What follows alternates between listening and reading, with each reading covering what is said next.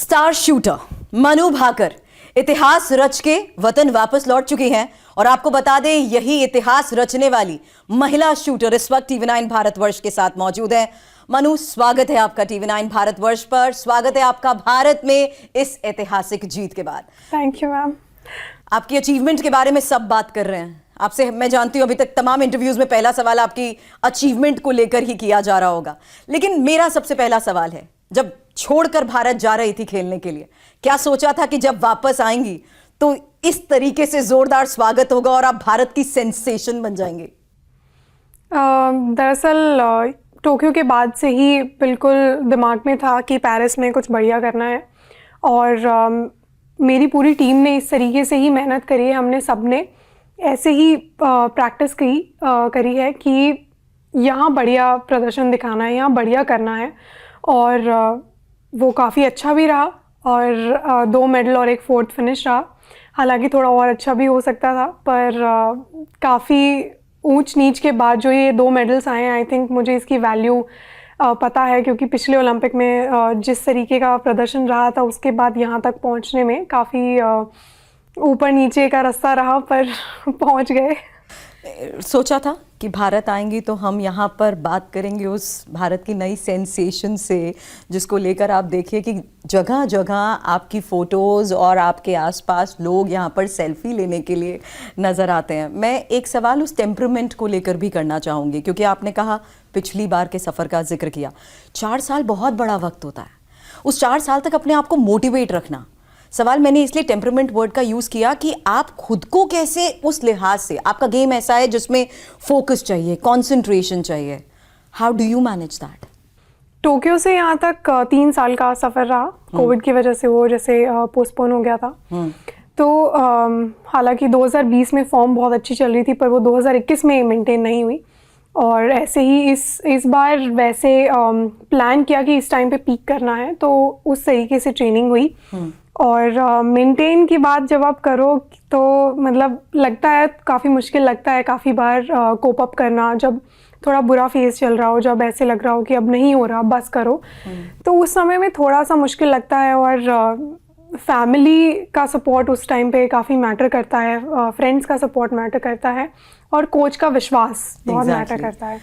तो I think उन सब की वजह से मैं सर्वाइव कर पाई और यहाँ तक पहुँच पाई। क्या था दिमाग में, क्या चल रहा था? मैच से पहले ये था कि बहुत ट्रेनिंग की है और बढ़िया करना है और तुम्हें पता है तुम कैसे मतलब मैनेज कर पाओगे मैच, वैसे करना है बिल्कुल और गिव अप नहीं करना। इतिहास रचते वाले मोमेंट पर वो तो रचने के बाद पता लगता है कि इतिहास हो गया है। लेकिन उस मूवमेंट के बाद आपकी पीएम से भी बात हुई थी जी। ये सब मैं इसीलिए कह रही हूँ क्योंकि क्या आप एक्सपेक्ट कर रही थी, क्या ये सोच के गई थी कि इस बार अचीव करेंगे तो वाकई वो मेहनत का फल तो ज़रूर मिलेगा? लेकिन आज जिस हम मनु भाकर से बात करते हैं तो पीएम से लेकर आम छोटा बच्चा भी, उनके लिए भी आप एक तरीके से इंस्पिरेशन बन चुके हैं। जी, आई थिंक काफ़ी मेहनत लगी है यहाँ तक पहुँचने में, ना कि सिर्फ मेरी बट पूरी टीम की और पूरी टीम में जैसे माता पिता, कोच, भाई, ये सब तो आते ही हैं, बल्कि जो स्पोर्ट्स मिनिस्ट्री है, जो स्पॉन्सर्स हैं, उन सब की भी जर्नी आती है और काफ़ी प्रोत्साहन मिलता है। जब उन सर का जब फ़ोन आया था तो मैच के बाद तो काफ़ी अच्छा लगा था कि वो उनका इतना बिजी शेड्यूल होता है और उसमें भी उन्होंने समय निकाल कर हमसे बात की और काफ़ी प्रोत्साहन मिलता है ऐसे कि ना आगे और बढ़िया करना है और भी मेहनत करेंगे, आगे और अच्छा करेंगे। उनसे मुलाकात के लिए बात हुई थी? उनसे मुलाकात होगी अभी परसों, तो उससे लुकिंग फॉरवर्ड टू दैट, मिल के मतलब वेट कर रहे हैं जब मिलेंगे। तो क्या सोच रही हैं इस सफ़र के बाद, आप उनके साथ क्या इंटरैक्ट करना चाहती हैं, क्या कहेंगे? एक चीज़ है जैसे मतलब हर कंपटीशन में जैसे मेडल के बाद ना लोग उनके लिए कुछ गिफ्ट लेके जाते हैं उनके लिए, जैसे हॉकी है तो हॉकी प्लेयर्स हॉकी लेके जाते हैं, बॉक्सिंग वाले बॉक्सिंग ग्लव्स लेके जाते हैं, हम पिस्टल तो नहीं लेके जा सकते हैं। तो फिर तो बस मिल लेंगे, उनका आशीर्वाद लेंगे और यही। अच्छा, संसद भी आप गई, राहुल गांधी से भी मुलाकात हुई, सोनिया मैम से भी आपकी मुलाकात हुई, राजनाथ सर से भी मुलाकात हुई, तो ये सारे एक्सपीरियंस में क्या लगा इस अचीवमेंट के बाद? आज ये सब अगर मुमकिन हो पा रहा है तो इस पल को कैसे सहेजती हैं, क्या टेक अवे? पहले तो सिर्फ मेडल तक का ही सोचा था कि मेडल, बस मेडल आ जाए और उसी के लिए ही प्रैक्टिस ही, आगे का तो नहीं सोचा था कि कैसे होगा कैसे नहीं होगा। तो आई थिंक वही है कि मेडल तक का सफ़र तो मुझे पता था कैसा रहेगा, और मेडल के बाद का अभी मैं वाकिफ़ हो रही हूँ, उस रास्ते में हूँ जहाँ मैं वाकिफ़ हो रही हूँ। पर यही लगता है जो भी मुझे ऐसे प्यार से अपनी बच्ची समझ के बुलाता है तो अच्छा लगता है, और जाते हैं, मिलते हैं जी। राहुल गांधी से क्या कॉन्वर्सेशन थी आपकी? उनसे भी ऐसे था, मतलब ऐसे ही था, मतलब मिलने गए थे जैसे पूरे परिवार के साथ, और कोच सर्विस थे साथ में। तो वो भी पहले उन्होंने शूटिंग की है काफ़ी टाइम, और उनकी पिस्टल से ही मेरे कोच ने शूटिंग शुरू की थी। ओह वाह। तो मतलब उनको भी जैसे सर जानते हैं, और मैं भी उनसे पहली बार मिली थी इस बार। तो वो भी काफ़ी इंटरेस्टेड है स्पोर्ट्स में, Exactly. काफ़ी हमेशा अपना उनका रुझान रहा है स्पोर्ट्स की तरफ। तो बस उसी के बारे में ही थोड़ा बहुत हुआ था कि वो एक्सपीरियंस पूछ रहे थे, और पार्लियामेंट का मुझसे एक्सपीरियंस पूछ रहे थे, मेरा कैसा था पार्लियामेंट में। तो जी। तो मैं जिस टेम्परामेंट की बात कर रही हूँ, क्योंकि जब आप सुर्खियाँ बनी यहाँ पर, मैंने तो दोबारा दोहरा रही हूँ, आप मतलब ना सिर्फ सेंसेशन बनी बल्कि भारत का नया क्रश भी बन गई थी, टू बी वेरी ऑनेस्ट। अब आपके बाद अगर सुर्खियाँ बनी तो वो थे टर्किश शूटर। उनकी लुक, उनकी अपीयरेंस, उनकी कामनेस सबके लिए एक टॉकिंग पॉइंट बन चुकी थी। What is that? समझा पाएंगी आप हमें, क्योंकि आप खुद एक एथलीट हैं जी। और आप तो यंगस्टर हैं। एक यंगस्टर की जुबानी में समझना चाहती हूँ कि इस टेम्परामेंट को हम कैसे समझें, इस एटीट्यूड, इस अप्रोच को हम कैसे समझें?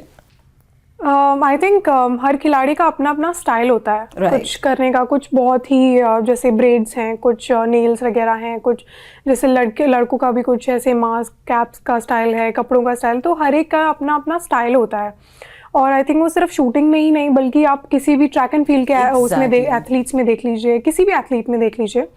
तो आई थिंक हर एक का अपना अपना स्टाइल होता है, और उनका जहाँ तक मैं बात करूँ वो काफ़ी एक्सपीरियंस्ड हैं, काफ़ी सीनियर प्लेयर हैं, 52 ईयर्स ओल्ड, 52 साल की उनकी उम्र है। और वहीं पे कोरियन शूटर के साथ भी उनका काफ़ी कंपैरिजन हुआ था। तो आई थिंक एक स्टाइल जैसे बन जाता है ना, और उसकी आदत लग जाती है।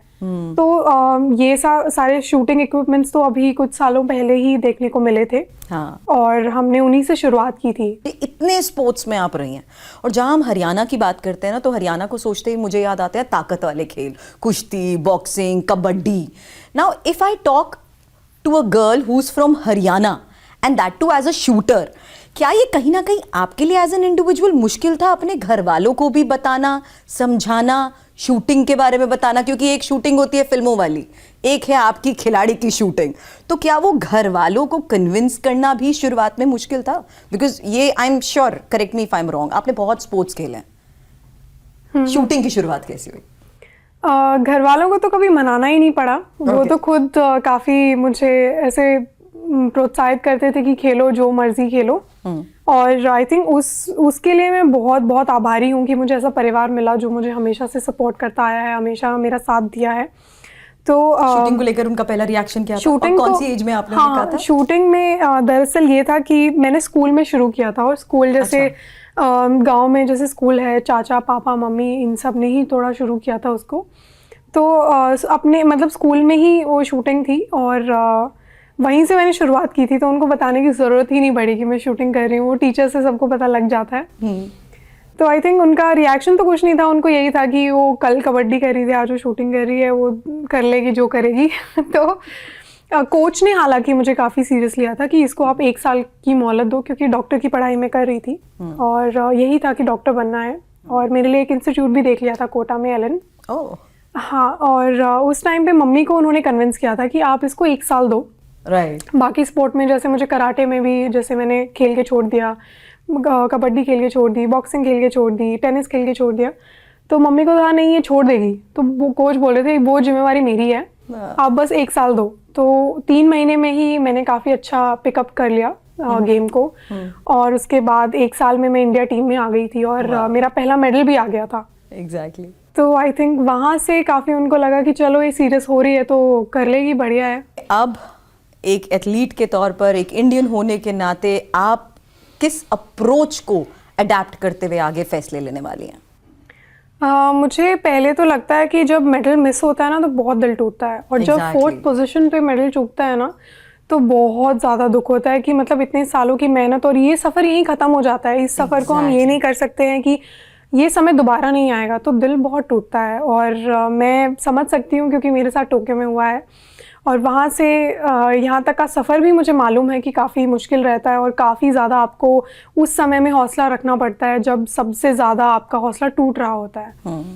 तो आई वुड से कि हम सही दिशा में तो जा रहे हैं, 4th फिनिश है हमारा, सही दिशा में तो है, पर कहीं ना कहीं हमें और भी ज़्यादा मेहनत करनी चाहिए जिससे हम और भी बेटर कर पाएंगे। और पर्सनली मेरे लिए भी यही सीख है इस ओलंपिक से कि 3rd 4th तो है, कंसिस्टेंसी है, दिशा भी सही है, बस थोड़ा और मेहनत करेंगे आगे और अच्छा करने की हम कोशिश सबको करेंगे। विश्वास है। Congratulations and thank you so much TV9 Bharat वर्ष से बात के लिए। Thank you so much.